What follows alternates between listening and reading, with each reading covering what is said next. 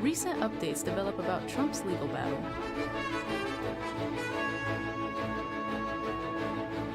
Private Travis King is set to return to the United States from North Korea.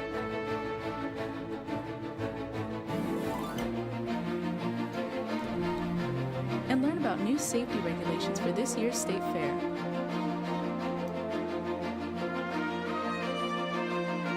Broadcasting live from the University of North Texas, this is ntTV News at Noon.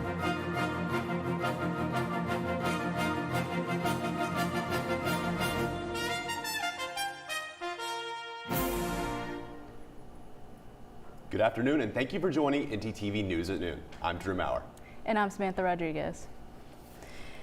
In a summary judgment yesterday, New York Judge Arthur Engoron ruled that former President Donald Trump and his sons deceived banks, insurers, and others about his net worth for around a decade. In a deposition, Trump said the financial statements were not fraudulent because they included what he called were a worthless clause, which basically warned lenders the statements shouldn't be relied on. But in the ruling, the judge called Trump's reliance on the disclaimers, quote, worthless. The ruling comes days before Trump's civil case with the New York Attorney General's office is set to go to trial. The trial will now focus on determining liability on other claims and how much Trump and the other defendants should pay for the fraud. Trump has long insisted he has done nothing wrong. In a statement after the ruling, Trump's attorney called it a miscarriage of justice, saying the court disregarded testimony by witnesses who said there was no fraud. He also says Trump and other defendants will appeal the ruling. North Korean state-run media are reporting it has decided to expel U.S. Army Private Travis King after completing their investigation of his crossing from South Korea during a tour of the Joint Security Area in July. North Korea claims that King, quote, confessed that he illegally intruded into the territory of the DPRK as he harbored ill feeling against inhuman maltreatment and racial discrimination within the U.S. Army and was disillusioned about the unequal U.S. society. It is unclear from the KCNA report where, when, and how King should be expelled. CNN's Paula Hancock has the latest from Seoul. Everything we know so far has come from North Korea itself, from state-run media. We haven't heard at all from Travis King since he crossed the MDL, the military demarcation line, back in mid-July, whilst on a private tour of the DMZ, a civilian tour. So we do have to wait and see whether or not the confession they speak of is in fact accurate. But as you say, they say that he confessed to illegally entering North Korea. They say they carried out an investigation over the past couple of months, and that investigation is now over, and they have decided to expel him. And they've said really what they said last month when they had the first acknowledgement that Travis King had even gone into their country, saying that he was wanting to get away from an unequal U.S. society. Now, back in August, they had said that he was looking at the opportunity to either stay in North Korea or potentially look for a third country. Now, at the time, that was seen as a positive note, the fact that they were even entertaining the thought there may be a third country, suggesting they may not have wanted to keep hold of him for too long. Now, very few assumed that he would not have been heavily debriefed. He is, after all, a US soldier, maybe not privy to an awful lot of secrets, but certainly any information North Korea may find useful, they would have debriefed him. So this all happened back in July, mid-July. He had spent 50 days in a facility in South Korea. He had faced assault charges, so he had been in a South Korean facility. He was supposed to be flown back to the United States, but when he was at the airport, he managed to get out of the airport, go on the tour, and then run across the border. It is now officially fall. Now, Drew, how are you feeling about that fall weather? Well, fall weather is kind of an understatement because it's still 90 degrees outside. I have one of 20 hoodies I want to wear, but I haven't been able to wear one yet, so We'll see how that goes. But Grace Grimes has the first look at weather. Grace? Thanks, guys. So for today's current conditions, it is still warm outside. We have a current temperature of 88, but it does feel like 92. It is a really sunny day outside, so look forward to that. And we have wind speeds of 10 miles per hour. On to tonight's conditions. So for tonight, it's going to warm up even more. We have an actual temperature of 92 with a feels like of 93. We are going to have clear skies tonight, and the wind speeds are going to be 10 miles per hour. On to tomorrow's conditions. So tomorrow, look forward to another sunny day outside. It is going to be 90 degrees, so it's still going to be hot. It will feel like 93 degrees, and the wind speeds will be 13 miles per hour. That's all I have for the first look weather. Back to y'all at the desk. Thank you, Grace. The University of North Texas Health and Science Center is to receive a federal grant for $250,000 to improve HIV care and prevention in the Dallas-Fort Worth area. According to the CDC, Dallas and Fort Worth are among the top 5 counties in Texas with new HIV diagnosis. Pre-exposure prophylaxis, or PrEP, is for those at risk and can prevent the spread of HIV. UNT healthcare faculty believe education on HIV prevention and care for healthcare professionals is key to increasing PrEP use in DFW. The Ryan White HIV/AIDS program is funding the grant, which will support the education and training of health providers and patients. President Biden walks to support limited auto workers strike. Princeton University offers a new program to help students with financial aid.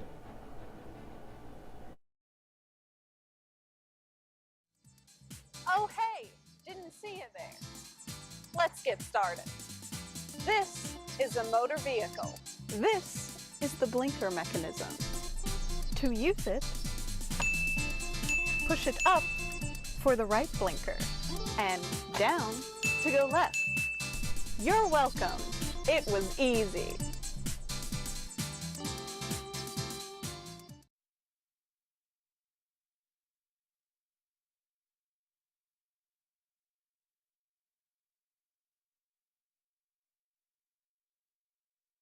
So a man's been walking in the desert for days at a time. He finally comes across a bar and orders a Coke. That's not funny. Eh? Eh?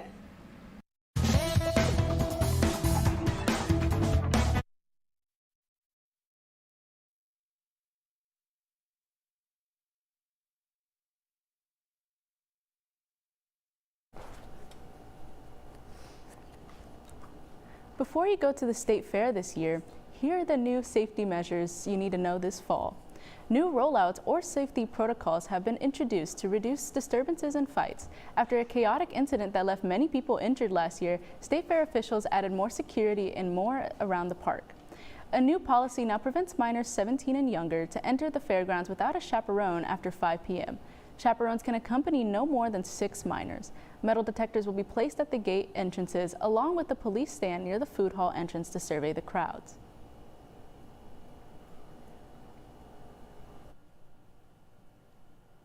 President Biden becomes the first president to walk a picket line. He made history in Detroit on Tuesday by walking with striking auto workers. CNN's Laura Aguirre has more. It's a picket line show of solidarity called the first ever of its kind by a sitting president. Wall Street didn't build the country, the middle class built the country. Unions built the middle class. You deserve what you've earned, and you've earned a hell of a lot more than you're getting paid now. Thank you very much. President Joe Biden also working to slow dropping poll numbers as a government shutdown deadline looms in Washington. The White House is clear, however, on the scope of the president's visit. We are not involved in negotiations. That is something for them to decide what is going to work for the parties that are involved. At stake, the United Auto Workers' powerful backing for the 2024 presidential election. Former President Donald Trump heads to Detroit Wednesday to address current and former union members. Workers say they are focused on getting their fair share of record auto company profits. Coming in 2010, we, of course, didn't have any pension after bankruptcy and everything. So I would really like to see that cost of living is tremendously high right now. The U.S. economy is estimated to lose billions of dollars before a labor agreement is reached, and those costs are expected to roll downhill to customers. They're paying more for labor. They're paying more for, for building the car. The price of the car goes up. I'm Laura Aguirre reporting. Former President Donald Trump plans to deliver said speech in Detroit on Wednesday, as union members have begun to gravitate toward GOP candidates in recent elections. A sinkhole in New Jersey causes roadways to be blocked off. The sinkhole is located just below the I-78 overpass, which relies on it for support. Well, I just talked about my hoodie, Sam, and I can't get them out just yet, but luckily it looks like there might be some better weather coming. Grace is going to let us know. Grace?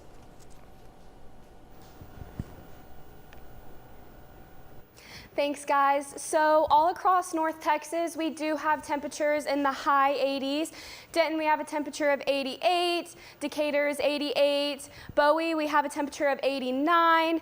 Gainesville, we have a temperature of 87. All across North Texas, it's going to be warm outside. On to the regional map. So across the state, it is still going to be hot. That's that Texas weather for you. Down in Austin and Houston, we are still in the 90s, but everywhere else, we're in the high 80s. In Amarillo, we're actually in the low 80s with a degree of 83. And on to our 7-day forecast. So for our 7-day forecast, expect a nice and sunny week. Thursday, Friday, Saturday, expect a good weekend. All of our temperatures are in the low to mid 90s for the high, and we have our lows in the low to mid 70s. On Wednesday, we do have a 20% chance of rain, so that's not high, so expect a really nice week. That's all I have for today's weather. Back to y'all at the desk. Thanks, Grace. For students who are faced with the challenge of needing financial assistance with tuition, but scored a perfect score on the SAT, Princeton University is here to help. Princeton is offering a tuition break to students and families who might otherwise not be able to afford it. Attendance will be free for most families earning up to $100,000 a year, and students with family incomes over $100,000 a year will get more aid. The total cost for attending Princeton is upwards of $83,000 a year. That's more than $59,000 in tuition and $11,000 plus for housing. This isn't the first time that Princeton has made such a move. In 2001, it became the first university to ensure students wouldn't have to take out loans to earn a degree there.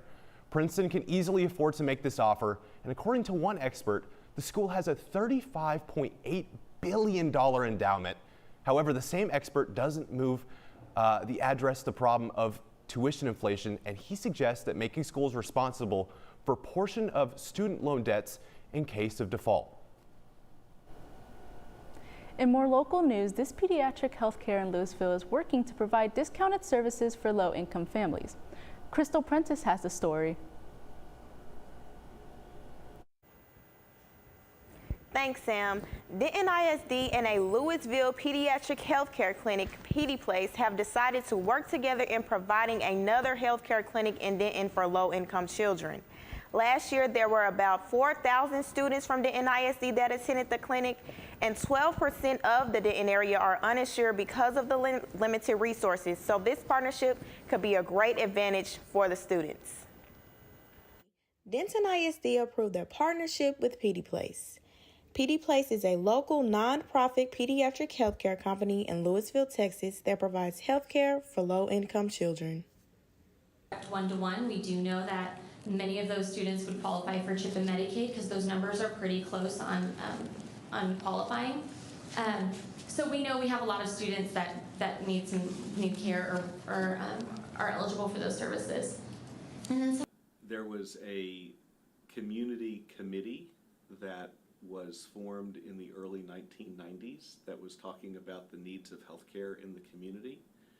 And from that was the sense that the committee couldn't tackle the entire problem of access to healthcare, but they had some good ideas about how to treat kids and create a pediatric practice.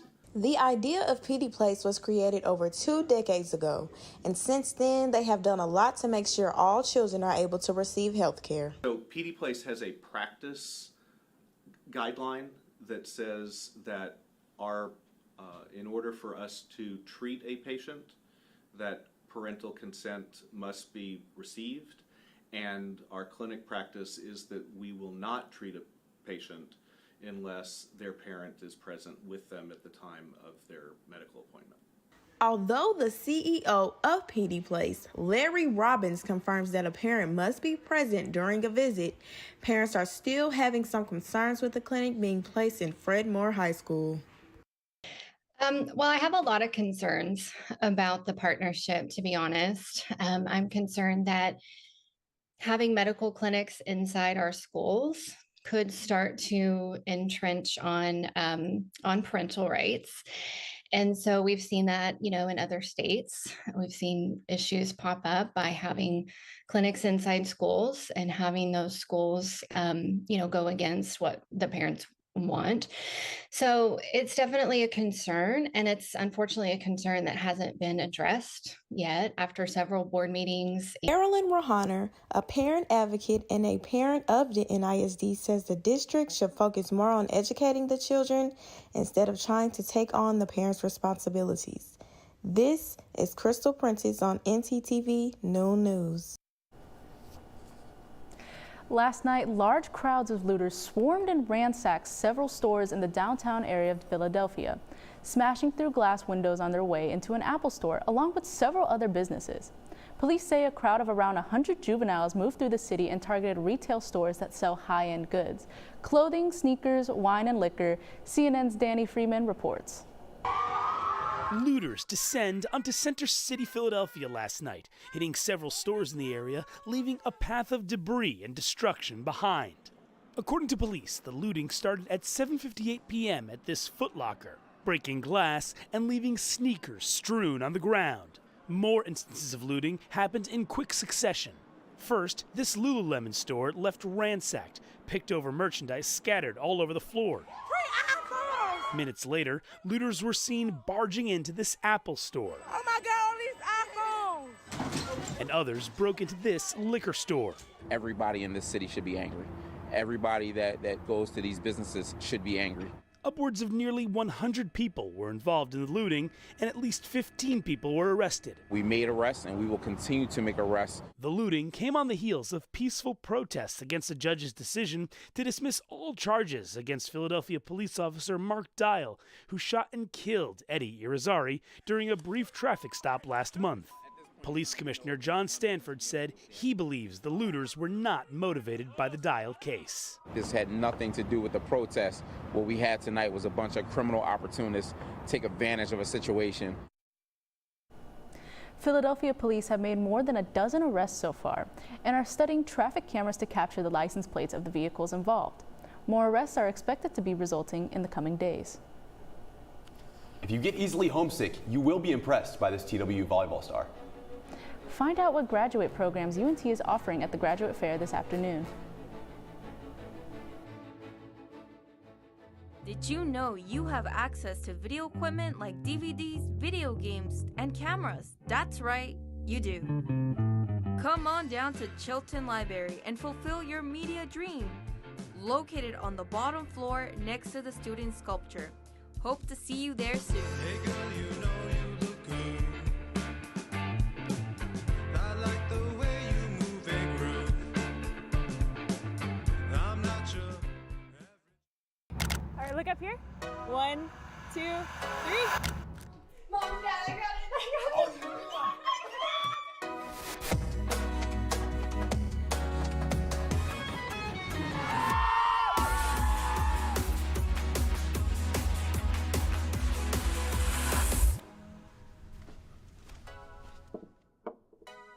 You're right, Mom. I have.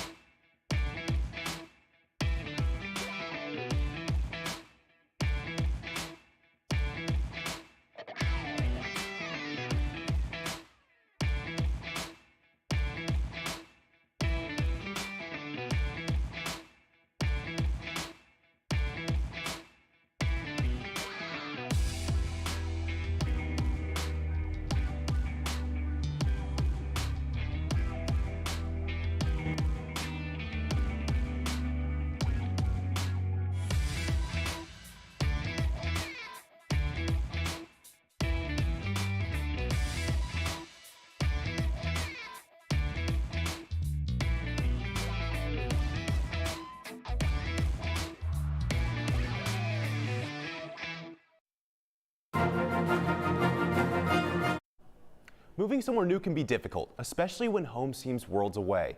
Meet this student athlete who's journeyed thousands of miles to further her athletic career and make her mark on the court.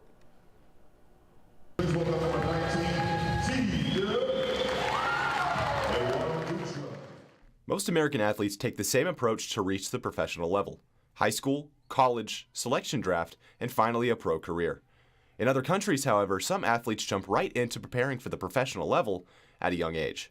Texas Women's University's Duda Dutra began that journey at just 13 years old. When I was 13, I moved to Belo Horizonte, which is like the main city of Minas Gerais. So I moved to Belo Horizonte to play volleyball, and my parents came with me when I moved, and now they live there. Moving to a different city is one thing, but moving to a different country is a whole nother experience. So I think the major difference for me is that I can study here, and studying here is a priority, while in Brazil it wasn't. While here is like, we want you to be a good player, and I mean, of course we want you to play pro if you want to, but like the academics come with it. For most college students, home is just a few hours away, whether that's by car or by plane. But for Duda, it's a little more complicated than that, and it feels like she's worlds apart from her family and her home. I was missing home like a lot. I was totally homesick.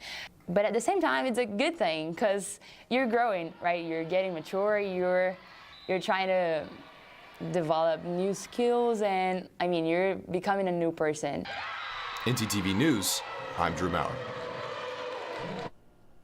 It's so heartwarming to see how Duda has paved her way as a rising star right here in our backyard. And if you're interested in learning more information about graduate school and what it has to offer, our reporter Carla Castillo is live from the Union to tell us more about it. Carla, what do you have for us?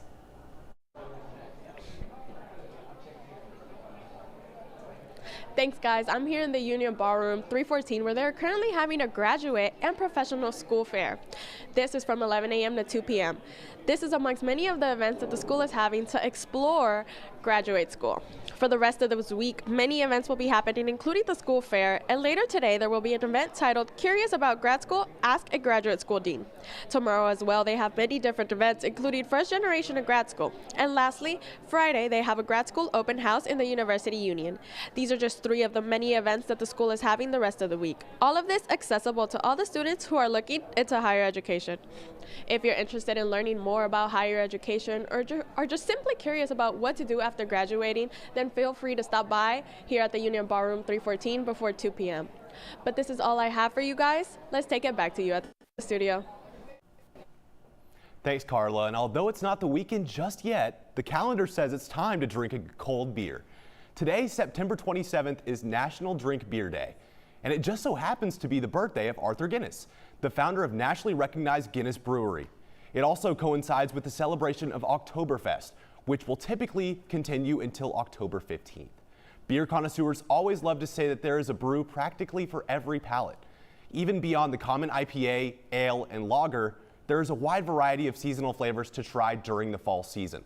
If you're going to be participating in the celebration today, be sure to post your pictures on social media with the hashtag DrinkBeerDay, and be sure to remember to drink responsibly.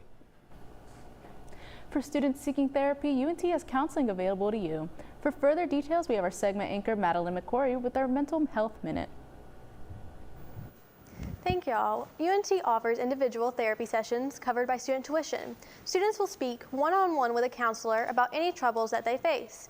Individual on-campus counseling helps students with short-term goals to improve their personal and academic lives. Appointments are typically every other week for 45 minutes to an hour. According to the Counseling and Testing Services, students should be able to get an appointment within a week after they contact the Counseling Testing Services.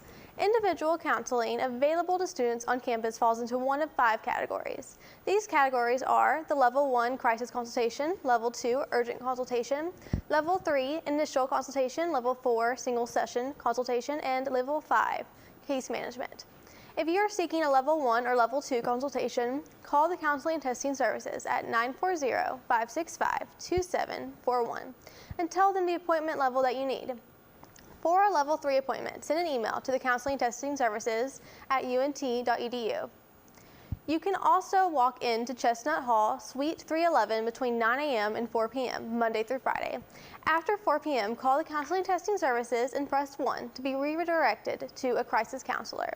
Call 911 in case of an emergency and call the 988 Suicide and Crisis Lifeline if you or a loved one are at risk. That's all I've got here. Back to you guys at the desk. Thanks, Madeline. Well, Sam, I hear the Mavericks practice for the first time today. I'm really excited to see what the rookies can do. Well, frankly, I'm more anxious about the Rangers making the playoffs. Jay Lanthan has more on the sports slowdown today in the DFW area. Jay? Thanks, Sam. Every team in Dallas has playoff aspirations on their mind. I'll break down the Mavs, Wings, and Rangers when we come back.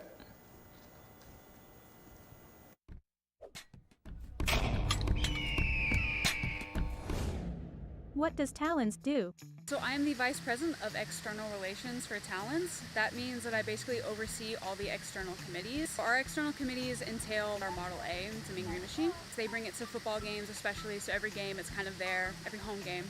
The Model A is like a symbol of UNC pride, and it's a big tradition that we are so lucky to uphold and maintain. When people look at it, they see it, and they're like, oh, that's the Mean Green Machine. There must be a game today or something to ramp up school spirit for basketball, softball, volleyball, any of those things. We have amazing teams, so we just want to show school spirit for them. Bonfire Committee, which is in charge of putting together the bonfire every year for homecoming. It's kind of just a whole semester-long process up until build week that we have to put together and oversee and make sure safety regulations are followed and risk management is taken care of. Cannon Crew, which oversees and takes care of the cannon. They fire it at games, they take it to special occasions.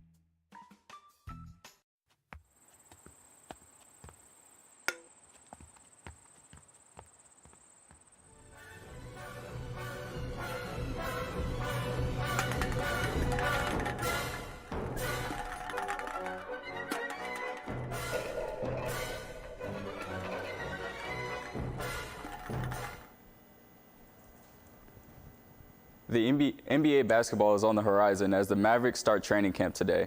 The team finished an underwhelming 38-44 last season, which didn't include a postseason appearance for the first time since 2019. Owner Mark Cuban re-signed superstar guard Kyrie Irving this offseason and is pushing to put last season in the rearview.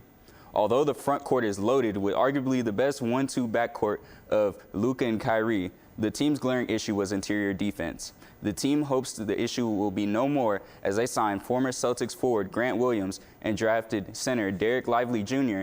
and forward Oliver Maxence Prosper to bolster the defense near the rim. Staying in basketball, the Wings fell to the Las Vegas Aces in Game 2 of the Western Conference semifinals in the WNBA last night, 91-84.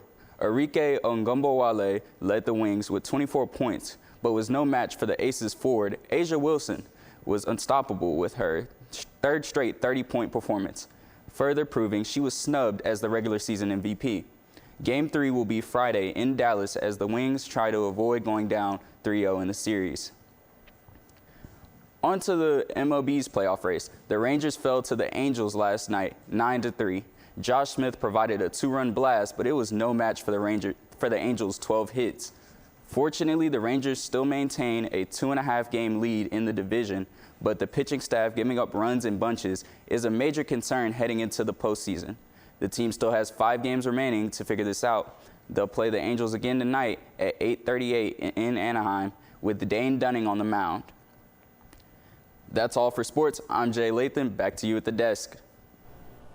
Thank you, Jay. A historic moment on Wednesday, NASA astronaut Frank Rubio returning to Earth after breaking a big record. Rubio becoming the first American to spend more than a year in space. He and Russian cosmonauts Sergei Pumpkev and Dmitry Petelin parachuted to a landing in Kazakhstan on the Russian Soyuz MS-23 capsule. Rubio initially planned to spend just 6 months in space, but his Russian ride home fell through, forcing him to remain at the International Space Station. He logged a total of 371 days in space after discovery of a coolant leak coming from his original ride, while docked to the orbiting outpost. The mission also marked other notable firsts for Rubio. This was his first journey to space after being selected for the NASA Astronaut Corps in 2017. And one additional milestone at the outset of the mission, he became the first astronaut of Salvadorian origin to travel to low Earth orbit. Thanks for watching ntTV News at noon. Join us again tonight at 6 and tomorrow at noon here on North Texas Television.